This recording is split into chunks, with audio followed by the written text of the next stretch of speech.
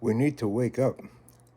Our government has been hijacked by Zionist psychopaths, people who have no empathy, no conscience over what horrors they're willing to inflict upon innocent people. That's a reality. We have to recognize that before we can fix it. Check out the alternative media sources because what you're being fed by mainstream news is pure propaganda. Here's a clip from Professor Saxo and Judge Napolitano today. Think about what I just said.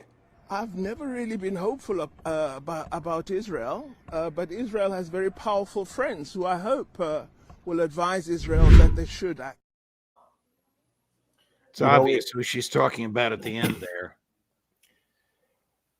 It's very painful for me to watch Kirby.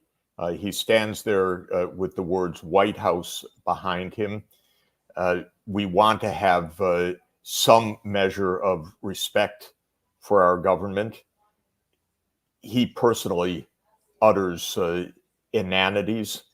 He was completely dismissive of South Africa's case. I think he used the word meritless, but he used other adjectives as well.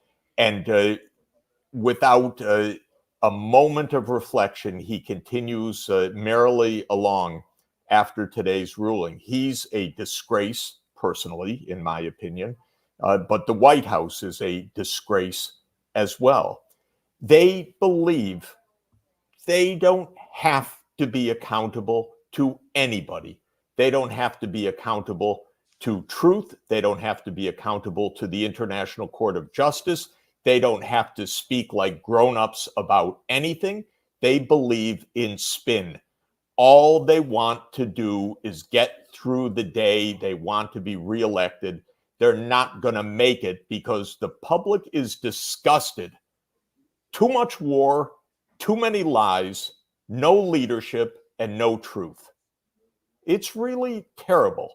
And by the way, all this cleverness of the United States, all this spin every day, everybody else in the world knows. I just came back from a long trip through Asia where I spoke with leaders across Asia. People know, they are aghast at what is happening.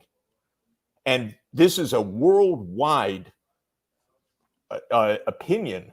So America, even in a recent vote of the UN General Assembly, stood with, as we talked about last week, with Israel, the United States, Micronesia, and Nauru.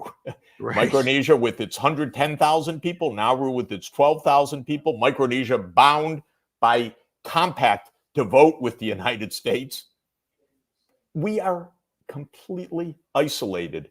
And they think they're so clever because they have the bombs. They think they can just get away with whatever they want.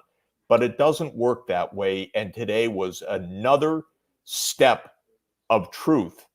And there's no way that this is going to be just spun away, though they merrily are trying. Oh, yes, State Department has said today, this is what we are always telling Israel as we hand them the bombs for the next thousands of kids killed.